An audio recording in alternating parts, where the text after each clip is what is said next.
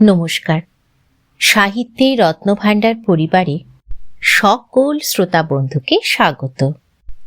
আজ আমরা শুনব আপামর বাঙালির প্রিয় লেখিকা আশাপূর্ণা দেবীর রচনা। অসামান্য সূক্ষ্ম দৃষ্টি, সংবেদনশীলতা এবং পরিচিত সমাজের অভিজ্ঞতার মাধ্যমে আশাপূর্ণা দেবী বাঙালি মধ্যবিত্ত জীবনকে আশ্চর্য দক্ষতায় তার গল্প এবং উপন্যাসে তুলে ধরেছিলেন। তিনি দীর্ঘ জীবনে অসংখ্য উপন্যাস, গল্প এবং ছোটদের জন্য অজস্র বই লিখেছেন। এগুলির মধ্যে উল্লেখযোগ্য ছোট ঠাকুরদার কাশী যাত্রা, প্রথম প্রতিশ্রুতি, সুবর্ণলতা, বকুল কথা, অগ্নি পরীক্ষা, সোনার হরিণ ইত্যাদি। তার রচিত অন্তত 63টি গ্রন্থ বিভিন্ন ভাষায় অনুদিত হয়েছে। সবাই মিলে শুনি চলুন আশাপূর্ণা দেবীর রচনা জ্ঞানচক্ষু। কথাটা শুনে তপনের চোখ মার্বেল হয়ে গেল। নতুন মেসোমশাই, মানে যার সঙ্গে এই কদিন আগে তপনের ছোট মাসির বিয়ে হয়ে গেল দিদার ঘটাপটা করে, সেই তিনি নাকি বই লেখেন। সেসব বই নাকি ছাপাও হয়। অনেক বই ছাপা হয়েছে মেসোর। তার মানে তপনের নতুন মেসোমশাই একজন লেখক, সত্যিকার লেখক। জলজ্যান্ত একজন লেখককে এত কাছ থেকে কখনো দেখেনি তপন। দেখা যায় তাই জানতো না। লেখকরা যে তপনের বাবা, ছোট মামা বা মেজ কাকুর মতো মানুষ, এ বিষয়ে সন্দেহ ছিল তপনের। কিন্তু নতুন মেসোকে দেখে জ্ঞানচক্ষু খুলে গেল তপনের। আশ্চর্য, কোথাও কিছু উল্টোপাল্টা নেই, অন্য রকম নেই, একেবারে নিছক মানুষ। সেই ওদের মতোই দাড়ি কামান, সিগারেট খান, খেতে বসেই আরে ব্যাস, এত কখনো খাওয়া যায় বলে অর্ধেক তুলিয়ে দেন।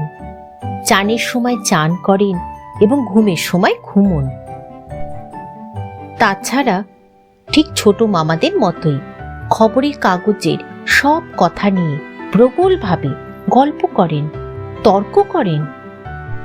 আর শেষ পর্যন্ত এ দেশের কিছুই হবে না বলে সিনেমা দেখতে চলে যান, কি বেড়াতে বেরোন সেজে গুজে।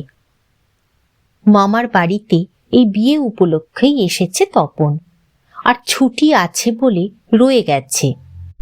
ওদিকে মেসোরও নাকি গরমের ছুটি চলছে, তাই মেসো শ্বশুর বাড়িতে এসে রয়েছেন কদিন। তাই অহরহই জলজ্যান্ত একজন লেখককে দেখবার সুযোগ হবে তপনের। আর সেই সুযোগেই দেখতে পাচ্ছে তপন। লেখক মানে কোনো আকাশ থেকে পড়া জীব নয়, তপনদের মতোই মানুষ। তবে তপনেরই বা লেখক হতে বাধা কি? মেসোমশাই কলেজে প্রফেসর, এখন ছুটি চলছে, তাই সেই সুযোগে শ্বশুর বাড়িতেই রয়ে গেছেন কদিন। আর সেই সুযোগেই দিব্যি একখানি দিবানিদ্রা দিচ্ছিলেন। ছোট মাসি সেই দিকে ধাবিত হয়। তপন অবশ্য না করে প্রবল আপত্তি তোলে, কিন্তু কে শোনে তার কথা?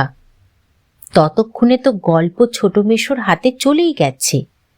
হইচই করে দিয়ে দিয়েছে ছোট মাসি তার ঘুম ভাঙিয়ে। তপন অবশ্য মাসির এই হইচইতে মনে মনে পুলকিত হয়, মুখে আ করলেও হয়। কারণ লেখার প্রকৃত মূল্য বুঝলে নতুন মেসোই বুঝবে, রত্নের মূল্য জহুরির কাছেই। একটু পরেই ছোট মেসো ডেকে পাঠান তপনকে এবং বোধ করি নতুন বিয়ের শ্বশুরবাড়ির ছেলেকে খুশি করতেই বলে ওঠেন, তপন, তোমার গল্প তো দিব্যি হয়েছে, একটু কারেকশন করে ইয়ে করে দিলে ছাপতে দেয়া চলে। তপন প্রথমটা ভাবে ঠাট্টা, কিন্তু যখন দেখে মেসোর মুখে করুণার ছাপ, তখন আহ্লাদে কাঁদো কাঁদো হয়ে যায়। তাহলে বাপু তুমি ওর গল্পটা ছাপিয়েই দিও, মাসি বলে। মেশোর উপযুক্ত কাজ হবে সেটা। মেশো তেমনি করুণার মূর্তিতে বলেন, তা দেয়া যায়, আমি বললে সন্ধ্যা তারার সম্পাদক না করতে পারবে না। ঠিক আছে তপন, তোমার গল্প আমি ছাপিয়ে দেব। বিকেলে চায়ের টেবিলে ওঠে কথাটা, আর সবাই তপনের গল্প শুনে হাসে। কিন্তু মেশো বলেন, না না, আমি বলছি তপনের হাত আছে, চোখও আছে, নচেত এই বয়সের ছেলেমেয়েরা গল্প লিখতে গেলেই তো হয় রাজারানীর গল্প লেখে, নয়তো খুন, জখম, অ্যাক্সিডেন্ট, অথবা না খেতে পেয়ে মরে যাওয়া, এইসব মাল মশলা নিয়েই বসে। তপন যে সেই দিকে যায়নি, শুধু ওর ভর্তি হওয়ার দিনের অভিজ্ঞতা আর অনুভূতির বিষয় নিয়ে লিখেছে, এটা খুব ভালো, ওর হবে। তপন বিহবল দৃষ্টিতে তাকায়। তারপর ছুটি ফুরোলে মেশো গল্পটি নিয়ে চলে গেলেন। তপন কৃতার্থ হয়ে বসে বসে দিন গোনে। এই কথাটাই ভাবছে তপন রাত দিন। ছেলেবেলা থেকেই তো রাশি রাশি গল্প শুনেছে তপন, আর এখন বস্তা বস্তা পড়ছে। কাজেই গল্প জিনিসটা যে কি সেটা জানতে তো বাকি নেই। শুধু এইটাই জানা ছিল না সেটা এমনই সহজ মানুষই লিখতে পারে। নতুন মেশোকে দেখে জানল সেটা। তবে আর পায় কে তপনকে? দুপুরবেলা সবাই যখন নিথর, তখন তপন আস্তে একটি খাতা, হোম টাস্কের খাতা আর কি, বিয়ে বাড়িতেও যেটি মা না আনিয়ে ছাড়েননি, আর কলমটি নিয়ে 3 তলার সিঁড়িতে উঠে গেল। আর তোমরা বিশ্বাস করবে কিনা জানি না, একাসনে বসে লিখেও ফেলল আস্ত একটা গল্প। লেখার পর যখন পড়ল, গায়ে কাঁটা দিয়ে উঠল তপনের, মাথার চুল খাড়া হয়ে উঠল। এ কি ব্যাপার? এ যে সত্যি হুবহু গল্পের মতোই লাগছে। তার মানে সত্যিই একটা গল্প লিখে ফেলেছে তপন। তার মানে তপনকে এখন লেখক বলা চলে। হঠাৎ ভয়ানক একটা উত্তেজনা অনুভব করে তপন, আর দুধ তাড়িয়ে নিচে নেমে এসে ছোট মাসিকেই বলে বসে, ছোট মাসি, একটা গল্প লিখেছি। ছোট মাসি ও চিরকালের বন্ধু, বয়সে বছর 8 বড় হলেও সমবয়সী। কাজী মামার বাড়ি এলে সব কিছুই ছোট মাসির কাছে। তাই এই ভয়ানক আনন্দের খবরটা ছোট মাসিকে সর্বাগ্রে দিয়ে বসে। তবে বিয়ে হয়ে ছোট মাসি যেন একটু মুরুব্বি হয়ে গেছে। তাই গল্পটা সবটা না পড়েই একটু চোখ বুলিয়েই বেশ পিঠ চাপড়ানো সুরে বলে, ওমা, এ তো বেশ লিখেছিস রে, কোনখান থেকে টুকলিফাই করিসনি তো? আহ ছোট মাসি, ভালো হবে না বলছি। আরে বাবা, খেপছিস কেন? জিজ্ঞেস করছি বই তো নয়, রোস তোর মেসোমশাইকে দেখাই। কিন্তু গেলেনই যে। কোথায় গল্পের সেই আঁটোসাঁটো ছাপার অক্ষরে গাঁথা চেহারাটি, যার জন্য হাঁ করে আছে তপন, মামার বাড়ি থেকে বাড়িতে চলে এসেও।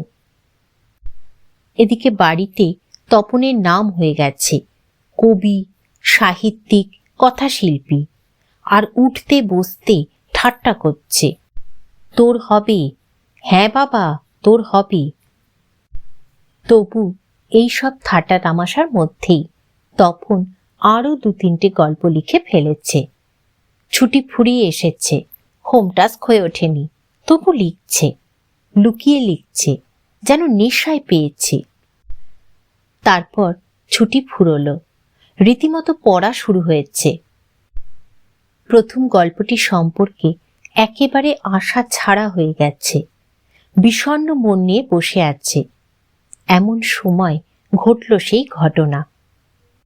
ছোট মাসি আর মেশো একদিন বেড়াতে এলো, হাতে এক সংখ্যা সন্ধ্যা তারা। কেন? হেতু সন্ধ্যা তারা নিয়ে কেন? বুকের রক্ত ছলকে ওঠে তপনের। তবে কি সত্যিই তাই? সত্যি তপনের জীবনের সবচেয়ে সুখের দিনটি এলো আজ। কিন্তু তাই কি সম্ভব? সত্যিকার ছাপার অক্ষরে তপন কুমার রায়ের লেখা গল্প হাজার হাজার ছেলের হাতে হাতে ঘুরবে? পৃথিবীতে এমন অলৌকিক ঘটনাও ঘটে? তা ঘটেছে, সত্যিই ঘটেছে। সূচিপত্রেও নাম রয়েছে। প্রথম দিন, গল্প শ্রী তপন কুমার রায়। সারা বাড়িতে শোরগোল পড়ে যায়। তপনের লেখা গল্প পত্রিকায় ছাপা হয়েছে। ও লেখক মেশো ছাপিয়ে দিয়েছে। পত্রিকাটি সকলের হাতে হাতে ঘুরে। সকলেই একবার করে চোখ বোলায় আর বলে, বারে, চমৎকার লিখেছে তো। মেশো অবশ্য মৃদু মৃদু হাসেন, বলেন, একটু আধটু কারেকশন করতে হয়েছে অবশ্য, নেহাত কাঁচা তো। মাসি বলে, তা হোক, নতুন নতুন অমন হয়। ক্রমশ ও কথাটাও ছড়িয়ে পড়ে, ওই কারেকশনের কথা। বাবা বলেন, তাই, তা নইলে ফট করে একটা লিখলো আর ছাপা হলো। মেজ কাকু বলেন, তা ওরকম একটা লেখক মেশো থাকা মন্দ নয়, আমাদের থাকলে আমরাও চেষ্টা করে দেখতাম। ছোট মাসি আত্মপ্রসাদের প্রসন্নতা নিয়ে বসে বসে ডিম ভাজা আর চা খায়। মেশো শুধু কফি। আজ আর অন্য কথা নেই, শুধু তপনের গল্পের কথা আর তপনের নতুন মেশোর মহত্বের কথা। উনি নিজে গিয়ে না দিলে কি আর সন্ধ্যা তারার সম্পাদক তপনের গল্প করে আঙুল দিয়ে ছুত? তপন যেন কোথায় হারিয়ে যায় এইসব কথার মধ্যে। গল্প ছাপা হলে যে ভয়ঙ্কর আহ্লাদটা হবার কথা, সে আহ্লাদ সে খুঁজে পায় না। অনেকক্ষণ পরে মা বলেন, কই, তুই নিজের মুখে একবার পড় তো তপন শুনি। বাবা, তোর পেটে পেটে এত। এতক্ষণে বইটা নিজের হাতে পায় তপন। মা বলেন, কই, পড়, লজ্জা কি, পড়, সবাই শুনি। তপন লজ্জা ভেঙে পড়তে চায়, কেশে গলা পরিষ্কার করে। কিন্তু এ কি, এসব কি পড়ছে তপন? এ কার লেখা? এর প্রত্যেকটি লাইন তো নতুন, আনকোড়া, তপনের অপরিচিত। এর মধ্যে তপন কোথা? তার মানে মেশো তপনের গল্পটিকে আগাগোড়াই কারেকশন করেছেন, অর্থাৎ নতুন করে লিখেছেন নিজের পাকা হাতে কলমে। তপন আর পড়তে পারে না, বোবার মতো বসে থাকে। তারপর ধমক খায়, কিরে, তোর চেয়ে দেখি পায়া ভারী হয়ে গেল, সবাই শুনতে চাইছে তবু পড়ছিস না, নাকি অতি আহ্লাদে বাক্য হরে গেল? তপন গড়গড়িয়ে পড়ে যায়। তপনে মাথায় ঢোকে না সে কি পড়ছে, তবু ধন্যি ধন্যি পড়ে যায়। আর একবার রব ওঠে, তপনের লেখক মেশো তপনের গল্পটি ছাপিয়ে দিয়েছে। তপন বইটা ফেলে রেখে চলে যায়। তখন ছাতে উঠে গিয়ে শার্টের তলাটা তুলে চোখ মোছে। তপনের মনে হয় আজ যেন তার জীবনের সবচেয়ে দুঃখের দিন। কেন তা জানে না তপন, শুধু এই দুঃখের মুহূর্তে গভীরভাবে সংকল্প করে তপন, যদি কখনো লেখা ছাপতে দেয় তো তপন নিজে গিয়ে দেবে। নিজের কাঁচা লেখা ছাপা হয় হোক, না হয় না হোক।